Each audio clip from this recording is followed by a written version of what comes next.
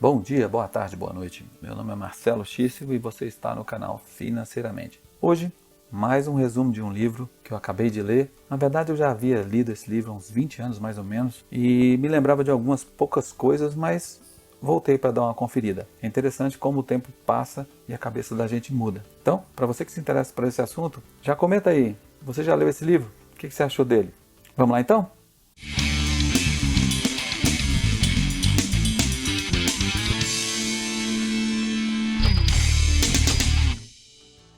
O livro, então, Axiomas de Zurique, do Max Gunther, e eu coloquei essa pergunta aí. Para velho investor ou trader? Muitas pessoas têm posicionamentos diferentes a respeito do que está no livro. Mas vamos ver qual é o ponto de vista do autor? Eu acho que vale a pena a gente entender, conhecer para criticar. Primeira coisa que a gente deve estar pensando é o seguinte: o que é que a Suíça tem?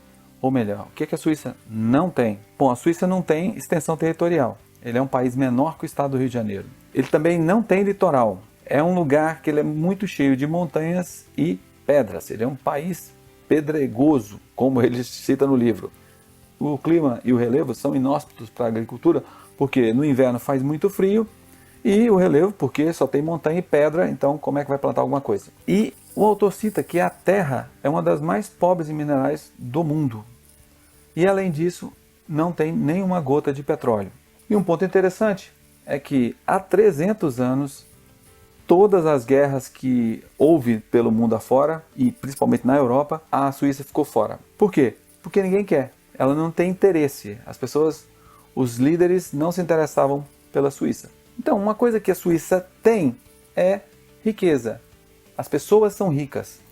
E o PIB per capita, ou seja, a renda per capita do cidadão suíço, ela é equivalente ao cidadão dos Estados Unidos, da Alemanha e do Japão. Claro que nós estamos falando de um livro antigo e nessa época era o equivalente a esses países. Hoje pode estar diferente. Mas então, a gente deve ficar pensando, como é que a Suíça consegue trazer toda essa qualidade de vida, toda essa riqueza para a população? Segundo o autor, a resposta ela está no suíço. O suíço, ele é um apostador, um especulador, um investidor por natureza. Então, depois da Segunda Guerra, um clube, na verdade não era bem um clube, era um ajuntamento de pessoas do mercado financeiro, banqueiros, investidores, eles se juntaram e tentaram construir as melhores práticas para que você conseguisse maximizar o lucro e minimizar os prejuízos. Isso deu uma série de regras, vamos botar entre aspas regras, né? Que é chamada de axiomas de Zurique. Esses axiomas, eles são reunidos em 12 grandes axiomas, ou seja, são os principais, e também tem uma subcategoria, ou subaxiomas, ou axiomas menores, conforme o autor chama, são os 16 axiomas menores. Mas no final das contas, o assunto desse livro é apostar para ganhar. Por isso que os suíços são tão prósperos. Eles apostam para ganhar. Mas afinal de contas, quem é Max Gunther? O Max Gunther é esse cara aí da foto. Ele nasceu na Inglaterra em 1927. Aos 11 anos, ele emigrou com a família para os Estados Unidos, então ele é um cidadão anglo-americano. Ele emigrou com o pai era banqueiro, foi para os Estados Unidos com o Banco Suíço e a família inteira foi. Ele era um jornalista e escritor. Ele se formou na Universidade de Princeton em 1949. No ano seguinte, ele serviu ao exército americano, foi até 51. E o Max Gunther escreveu bastante livros. Ele escreveu 26 livros, é uma obra extensa, né? E o best-seller dele foi esse, o Axiomas de Zurique. Eu, sinceramente, eu não li outro livro do Max Gunther e nem sei de outros que fizeram sucesso. E parece que essa foi aquela obra que marcou a carreira dele. E como ninguém é para sempre, ele faleceu em 1998, aos 71 anos. Este é ou foi Max Gunther. Então, o assunto do livro são os axiomas, vamos falar dos axiomas. O primeiro grande axioma fala do risco. Começa com o seguinte: a preocupação, ela não é doença, mas ela é um sinal de saúde. Se não está preocupado, não se arrisca bastante. E para ilustrar essa história, ele conta a história de duas mulheres. Essas duas mulheres, a Sylvia e a Mary, elas têm a mesma idade, elas eram da mesma classe social e entraram no mesmo estágio. Na verdade, elas se formaram na mesma universidade e entraram no mesmo estágio sob a tutoria de um investidor famoso da época. Esse investidor, esse tutor, ele chamava uma de Sylvia a sóbria e Mary a louca. Por que ele chamava Sylvia a sóbria? Porque a Sylvia era dessas pessoas que não quer correr risco. A pessoa da renda fixa, sabe, da poupança, ela pega o dinheiro dela, ela aplica religiosamente, mas ela não quer ver o patrimônio diminuir. Por outro lado, a Mary, que ele chamava de a louca, é aquela pessoa que ela não se contenta com uma renda fixa. Ela quer algo mais, ela quer multiplicar o capital dela, que a gente sabe que com renda fixa é muito difícil. Para Sylvia, ela queria viver a vida na sensação de segurança, que o autor bota de falsa sensação de segurança. Está até entre aspas aí que eu coloquei para vocês. E a Mary, ela quer viver uma vida de aventura. O autor conta que após o primeiro ano que as duas começaram a investir, se encontraram lá com o tutor e cada uma mostrou a situação. A Mary tinha perdido 25% do patrimônio dela. A Sylvia não tinha perdido nada, ela tinha ganhado um pouquinho. Então parecia que a estratégia da Sylvia era mais acertada. Só que, com o passar dos anos, ele conta que no final, eu não sei mais se elas já estavam com 50 anos ou 30 anos depois, a Sylvia, ela tinha a mesma vida que ela sempre teve. Era uma vida regular, classe média que vive pagando contas todo mês, mas não tem reserva. Foi isso que a vida da Sylvia se tornou. Já a Mary, ela vivia a vida que ela queria viver, de aventuras. E o capital dela multiplicou muito e ela ficou uma pessoa independente financeiramente. A primeira conclusão que se tira é que o salário ele não vai te deixar rico. A gente trabalhando e só recebendo salário, a gente não fica rico. A gente pode ter uma vida tranquila e com um certo conforto, mas rico, milionário, bilionário, você nunca vai ser. E a outra lição é que o risco ele é necessário para que você consiga multiplicar o seu capital. Sem risco, não vai haver um retorno suficiente para te tornar uma pessoa rica. Bom, a partir desse primeiro grande axioma, começam os axiomas menores. O primeiro axioma, o autor diz que você só deve apostar naquilo que vale a pena. O que ele quer dizer com isso? Bom, se você vai arriscar R$100, se der 100, 200, 1000%, isso não quer dizer nada. Não vai mudar a sua vida financeira. Porque 100% de R$100 vai dar 200. Então, isso não quer dizer muita coisa. Então, se você for arriscar, se você for usar uma estratégia de especulação, é melhor que essa estratégia valha a pena. Esse é o sentido que ele está dizendo. O segundo axioma menor, esse já dá um pano para manga, porque ele fala da tentação da diversificação. No primeiro momento a gente fica meio chocado com esse resista à tentação da diversificação, mas segundo o que eu entendi, ele está falando da diversificação no sentido de pulverização. Sabe aquela diversificação que você vai piorando?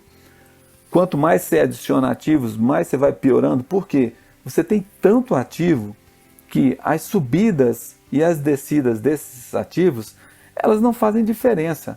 Está pulverizada a sua carteira.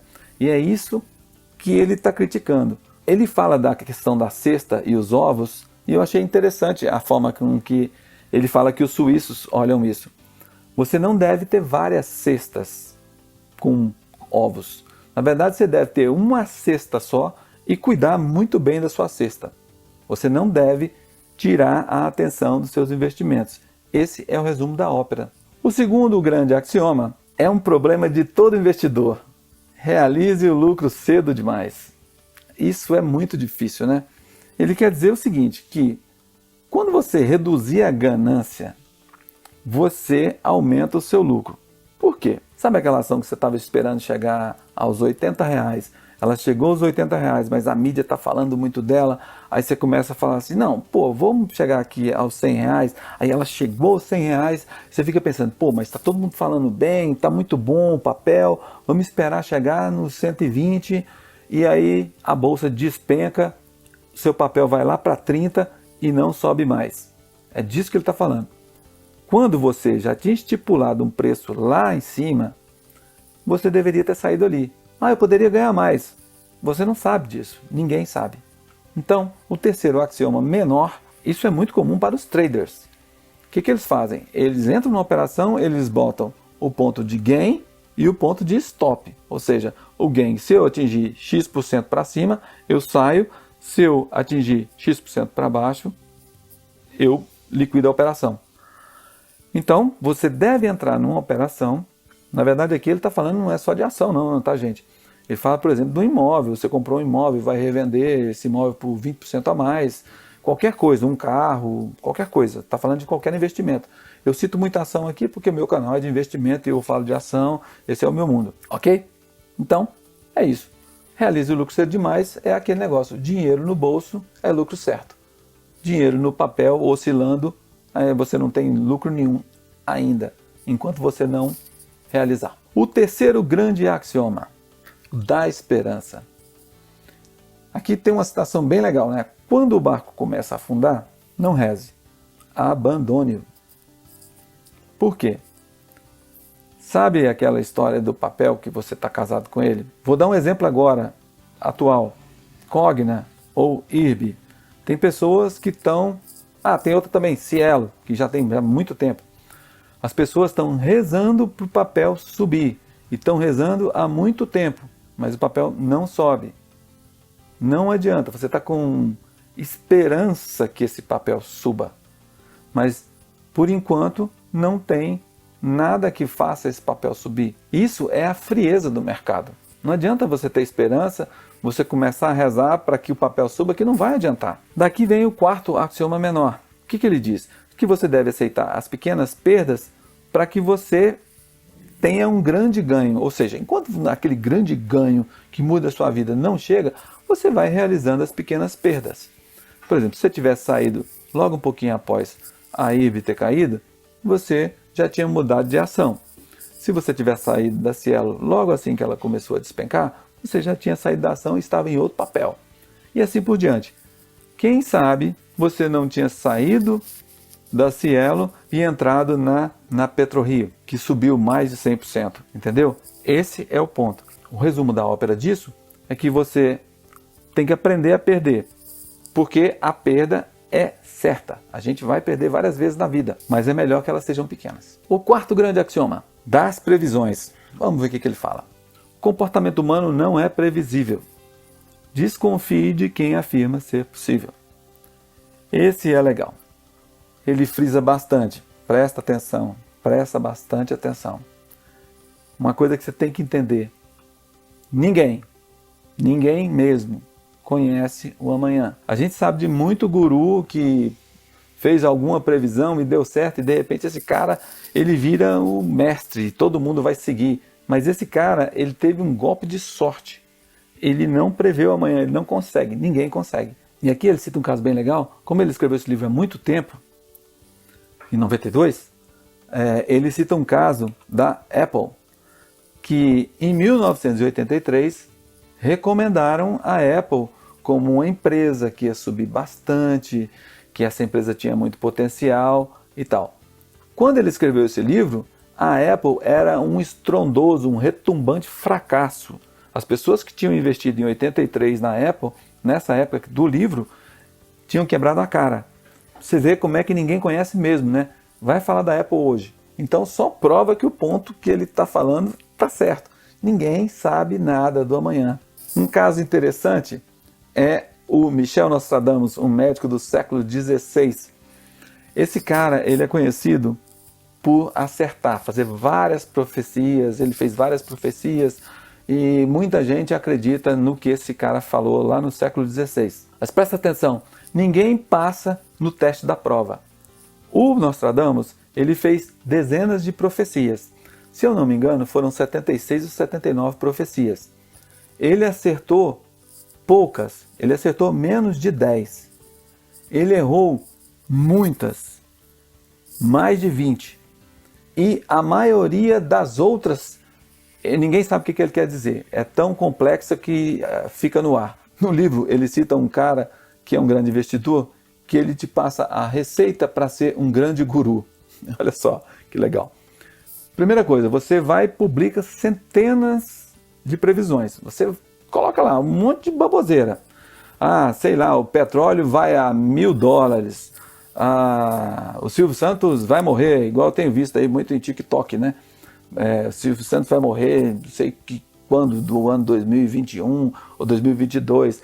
Uma grande personalidade vai sofrer um acidente. De preferência, você vai colocando de preferência coisas genéricas. Quando acontecer, você massacra a mídia com isso, você destaca bastante. E as que você errar, simplesmente não comenta, não fala nada. As pessoas não vão se preocupar com isso. Então, para resumir, ninguém sabe do amanhã. Não acredite em gurus.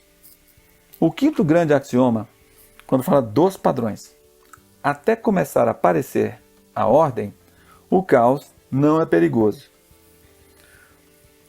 Principalmente no mundo das finanças, no mundo dos investimentos, a gente vive um caos de informação. Tem muita informação, tem muita opinião. E a gente precisa estar muito atento sobre isso.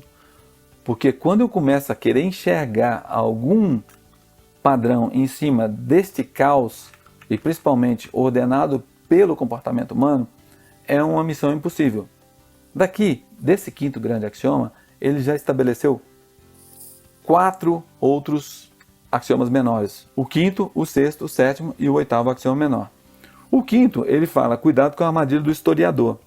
Sabe aquela coisa que você coloca na sua cabeça que isso já aconteceu antes, então vai acontecer de novo. Isso não tem prova. Aconteceu no passado, pode nunca mais acontecer no futuro. Como também pode acontecer. A gente simplesmente não sabe. A outra coisa é a ilusão do grafista, que é a mesma coisa, né? Porque o grafista, ele sempre olha o movimento passado. À direita do gráfico, o futuro é um processo de adivinhação. Que aí, para quem... Olha só, gente, eu não estou falando de analista técnico não, tá? Todo mundo tem direito a ser o que bem entender. Eu só estou falando o que o livro está dizendo. Não me entenda mal. Que as pessoas enxergam padrões no movimento dos preços. É isso que o analista técnico faz. E ele começa a enxergar figuras e padrões para prever o futuro. E isso, invariavelmente, dá errado. Ninguém consegue acertar 100% das vezes. A outra coisa, a ilusão de correlação, a ilusão de causalidade, é aquela história assim isso a gente vê muito lá nos Estados Unidos, né? Sempre que tem um presidente democrata, vai acontecer isso. Sempre que tem um presidente republicano, vai acontecer isso ou aquilo. Mas às vezes acontece de um democrata ganhar e não acontecer nada daquilo que todo mundo falava que acontece sempre. E vice-versa. Aqui no Brasil a mesma coisa. Se a esquerda ganhar, vão fazer X coisa. Se a direita ganhar, vai fazer outra Y coisa. E aí ganha um, ganha outro e tudo está do mesmo jeito. Essa é a ilusão da correlação, ou seja, da causalidade. E a oitava é a falácia do jogador. Sabe aquele cara que fala assim, hoje eu estou com sorte, hoje é meu dia, hoje eu estou com o pé quente. Hoje é dia de ganhar. Geralmente a gente vai com essa esperança e quebra a cara. Ele ilustra 2 casos muito famosos de pessoas que ficaram milionárias com jogo. Ele cita o caso do Charles Wells e o número 5. O que é o número 5? Ele diz o seguinte, que esse cara, esse Charles Wells, ele estava quebrado, ele foi num cassino em Las Vegas e ele jogou ali no número 5 e ganhou uma bolada. No dia seguinte, o Charles voltou no cassino e jogou no número 5 de novo. Tudo que ele tinha ganhado no dia anterior, ele apostou e conseguiu multiplicar mais ainda. No terceiro dia, ele fez a mesma coisa, ele apostou no número 5 de novo e continuou multiplicando o capital dele. Enfim, ele saiu milionário desses 3 dias. Um outro caso famoso é da Caroline Otero, ou Caroline Otero, não sei. Ela era uma cortesã conhecida nos cassinos lá de Monte Carlo, e ela era conhecida como La Belle. Ela era muito bonita. E ela foi com um cara lá, um jogador, e esse cara perdeu a grana, e era um canária, ele largou a menina lá sozinha, sem dinheiro. Parece que ela tinha $100. Era isso que ela tinha. Essa menina apostou 28 vezes seguidas no vermelho. Sabe a roleta que tem o preto e o vermelho? Ela apostou 28 vezes seguidas no vermelho. E as 28 vezes deu vermelho. Resultado, ela com $100, ela saiu com mais de 1 milhão. Essas pessoas, esses dois, o Charles Wells e a Caroline Otero, eles não ficaram ricos. Pelo contrário, o Charles Wells, ele acabou pobre, preso, e a Caroline, ela terminou morando num apartamentozinho pequeno, mas assim, longe de ser rica. Então, a falácia do jogador não funciona mesmo, a gente sabe disso. O sexto grande axioma da mobilidade. Um ponto interessante. Evite lançar raízes. Por quê? Porque elas tolhem os movimentos da gente. A gente fica preso. Daqui tem o nono axioma menor que fica mais fácil de entender o que ele quer dizer com isso. Se uma operação não deu certo, o que a gente tem que fazer? Lembra daquela operação que você pensou que a Cielo ia subir, você comprou, ela desceu?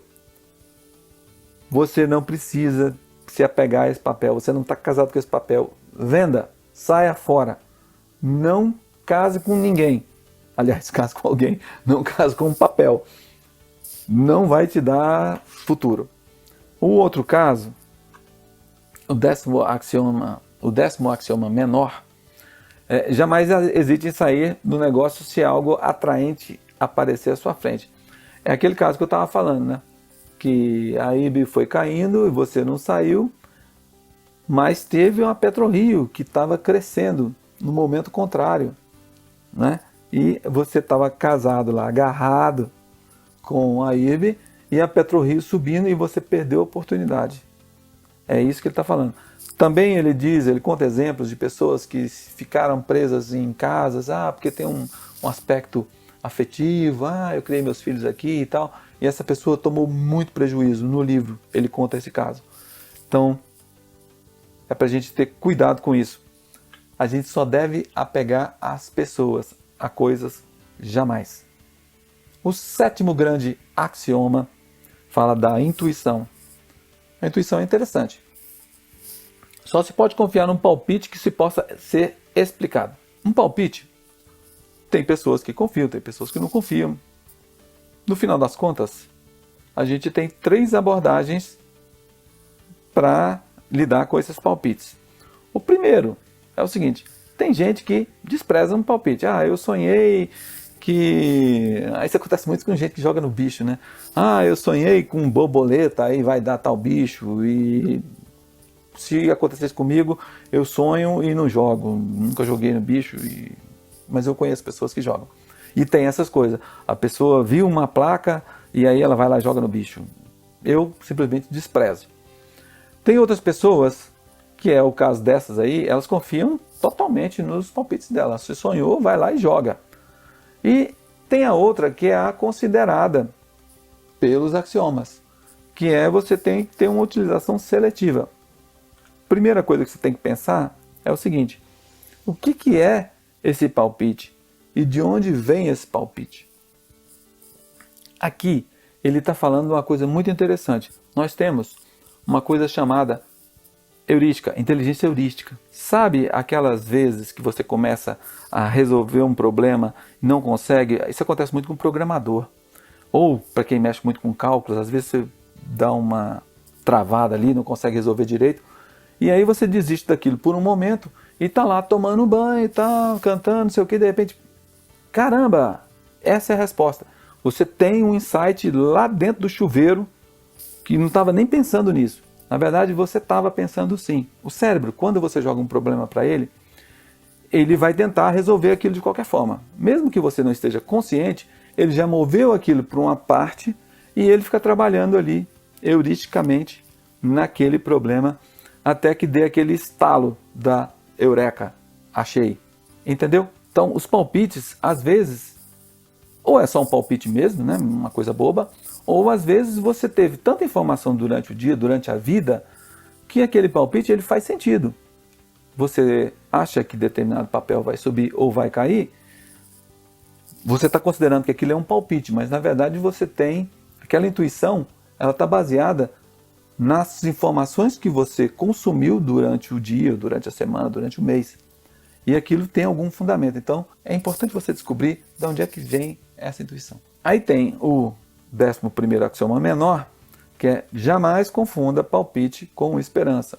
Lembra da esperança? A gente já falou disso, né? Palpite é uma coisa, esperança é outra. Você ficar torcendo para uma coisa subir, por exemplo, ou para uma coisa cair, é muito diferente de você ter um palpite, que é baseado em uma outra série de informações. O 8º grande axioma da religião e do ocultismo.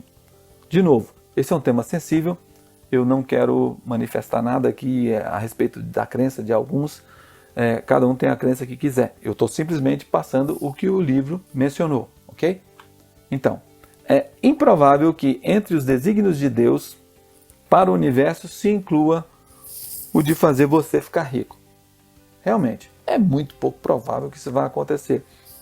Eu acho que Deus tem mais o que fazer do que pensar na sua situação financeira, se você precisa ficar rico ou não. Na verdade, Ele já te deu saúde e força para você trabalhar e inteligência para você conquistar isso com os seus próprios méritos. Ele conta um caso aqui, bem legal, de um pastor. Ele era um conhecido do pai dele e ia lá conversar e jantar, enfim, era do círculo deles e era da igreja que eles frequentavam. Esse pastor estava muito alegre, estava muito feliz porque tinha aparecido uma oportunidade da China para ele. Apareceu um terreno que era um terreno enorme, que estava parado lá há muitos anos, ninguém fez nada nesse terreno. O pastor imaginou que ele poderia transformar aquilo numa fonte de renda para a igreja. Então, o que ele fez? Ele orou bastante, pediu bastante a iluminação e tal, e comprou o lote daquele cara. E ele logo imaginou que Deus vai me dar esse lote e eu vou lotear isso vai gerar renda para que eu possa fazer os trabalhos que são feitos pelas igrejas. Bom, no final das contas, não foi nada disso. O terreno virou isso. Na verdade, esse terreno não era favorável a construir nada em cima dele, porque ele era um terreno pantanoso. Segundo o livro, ele fala que o cara era da igreja, era um cara que ia mudar e aí queria deixar algo para a igreja e fez um preço camarada que era para a igreja ter alguma renda. Na verdade, é um grandíssimo mau caráter esse cara. Então, desse ponto aqui, ele fala dos outros axiomas menores. O 12º, ele fala da astrologia. Tem gente que acredita, tem gente que não acredita. E ele faz uma pergunta que faz muito sentido. Se a astrologia funcionasse, todos os astrólogos seriam ricos. O 13º, ele fala para você viver bem com isso, com a superstição. Inclusive, ele fala no livro que ele aprendeu a jogar tarô e ele jogava por diversão. E ele gostava. Ele acertou algumas coisas, errou outras, mas ele gostava. Então ele dizia o seguinte: não é necessário você exorcizar essa superstição. Você pode curtir essa superstição, desde que você conheça esse lugar dela. Para investimento, jamais. Não misture investimento com essas coisas. Isso tende a não dar certo. Esse é o recado final. O 9º grande axioma, ele fala do otimismo e do pessimismo. Esse 9º grande axioma diz o seguinte: otimismo significa esperar o melhor, mas confiança significa saber como se lidará com o pior. Jamais faça uma jogada por otimismo apenas. Tá, o que ele está querendo dizer com isso? Que é o seguinte: quando você entra numa jogada, ou numa jogada soa mal, né? Quando você entra num investimento, é claro que se eu entrei num investimento, eu estou otimista que aquilo tenha sucesso. Isso é evidente. Mas quando você entra com um olhar de profissional, além do otimismo, você tem que ter confiança que aquilo vai subir ou vai descer. Por quê? porque você tem o ferramental necessário para lidar com isso. Você desenvolveu um ferramental, você tem alguma base para entrar em um negócio. Você não entra achando que é a grande dica do momento. Você não entra no negócio só porque uma pessoa falou que era legal. Você tem que ter confiança que aquele negócio vai dar frutos. E aí o autor fala um negócio que eu achei interessante, que o profissional ele não tem otimismo.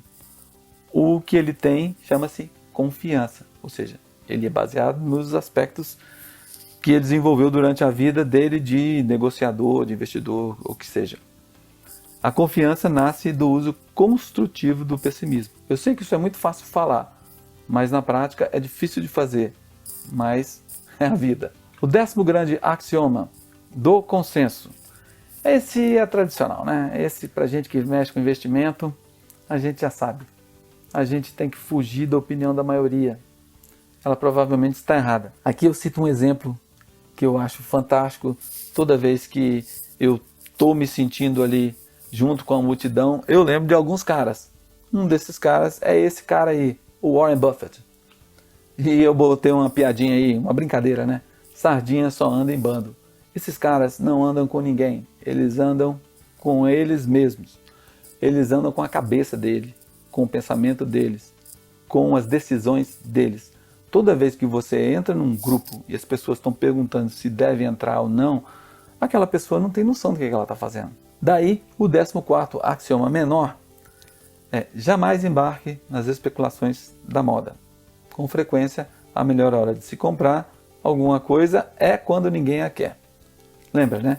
O Warren Buffett ele fala: você deve comprar ao som de trovões e vender ao som de violinos. O 11º grande axioma da teimosia. Esse é legal, né? Todo mundo é teimoso um pouquinho, né?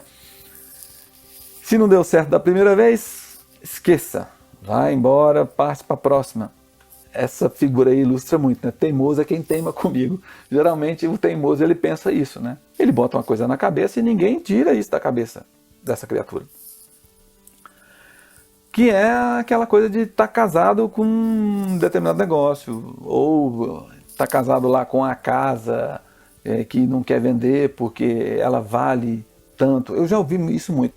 O 15º axioma menor: jamais tente salvar um mau investimento fazendo um preço médio. Isso também é outra coisa muito legal, né? Para quem investe. O preço começou a cair, a empresa é ruim, ou deu um problema sério, como foi o que aconteceu na Cielo, né?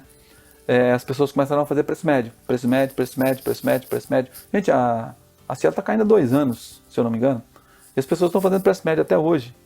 E, na verdade, ela só está acumulando um monte de papel de uma empresa que está ruim. Esse é o ponto. Disse aí no mercado que é preço médio, né? Porque é um preço de merda que você está comprando e está juntando mais para você. Então, eu acho que esse 15º axioma menor aí, ele fala uma coisa muito presente no mercado. Você tem que olhar. Você tem fundamento, beleza, caiu, compra. Se não, sai fora. O 12º grande axioma do planejamento. Isso é controverso. Planejamento a longo prazo geram a perigosa crença de que o futuro está sob controle. É importante jamais levar muito a sério os seus planos a longo prazo, nem os de quem quer que seja. Eu, como buy and hold, eu fico meio chocado quando você fala de o longo prazo, para você não acreditar no longo prazo, sendo que a minha vida é calcada no longo prazo.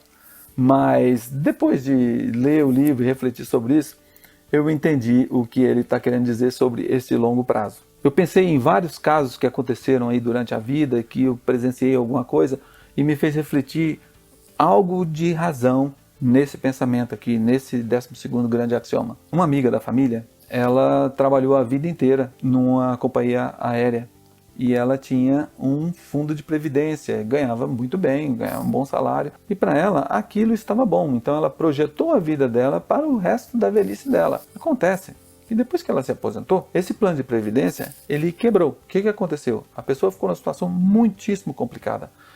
Mas o plano dela era que no longo prazo isso fosse funcionar, ou seja, ela fez uma previsão lá de, 30, 40, 50 anos atrás, que o mundo ia continuar da mesma forma. E o que o autor fala bastante no livro é que a gente não sabe nem como é que vai ser a semana que vem. Quem falava que a Petrobras, há um mês atrás, ia entrar nessa confusão que ela entrou agora, ou o Banco do Brasil? né? A gente não sabe. O que ele está dizendo é o seguinte: na verdade, o planejamento de longo prazo ele é uma construção de vários pequenos prazos, de curto prazo. Então você tem que estar de olho sempre e fazendo o controle da rota que está tomando o seu longo prazo. E você vai consertando qualquer desvio de rota. E não simplesmente colocar no automático e largar para lá. Isso é muito perigoso e isso faz sentido. Eu entendi assim. Daí ele fala do 15º axioma menor: fuja de investimentos a longo prazo. Na verdade é isso que a gente conversou agora, né? Você deve se perguntar sempre o seguinte: se esse investimento me fosse oferecido hoje pela primeira vez, eu poria meu dinheiro nele? E outra, esse longo prazo, ele está marchando na direção da posição de saída que eu estabeleci? Ou seja, lembra que ele falava lá atrás que você tem que saber a hora de sair? Então, este plano seu, a rota está no caminho que você previu? Esse é o sentido que ele quer dizer. E no final das contas, ele fecha este grande axioma com o seguinte pensamento: o único plano financeiro a longo prazo de que você precisa é o plano de ficar rico. Não dá para saber quando, nem para planejar o como. Tudo o que você tem de saber é que irá conseguir, de um jeito ou de outro. Ou seja, você tem a montanha, você está vendo a montanha. Se você foca lá na montanha, no grande problema que é o plano de ficar rico, você vai ter várias serras, montanhazinhas pequenas aqui, né? Mas você tem o norte ali, o foco daquela grande montanha, que é a sua meta de ficar rico. Aqui você vai resolvendo à medida que esses obstáculos aparecem. Isso foi o que eu entendi dessa questão aí do longo prazo. E se você pensar assim, faz sentido. Então, esse foi o livro Os Axiomas de Zurique, do Max Gunther. Você gostou? Você já leu esse livro? E aí, o que você achou? Deixe aí no comentário. Me diga o que você achou, se você concorda com os pontos de vista. Conforme eu falei no início, é um pouco controverso, né? Tem algumas coisas que elas chocam a gente, mas se você para pensar, no final das contas faz sentido. Então, não esquece de curtir, de se inscrever no canal, você me ajuda bastante. Compartilha isso para os outros. Quanto mais você compartilhar, mais o meu canal vai tendo visibilidade e isso é bom que me motiva. Se você for comprar esse livro, e eu espero que você compre aqui no link que eu estou deixando aqui embaixo, ok? Eu fico por aqui, bons investimentos e um abraço.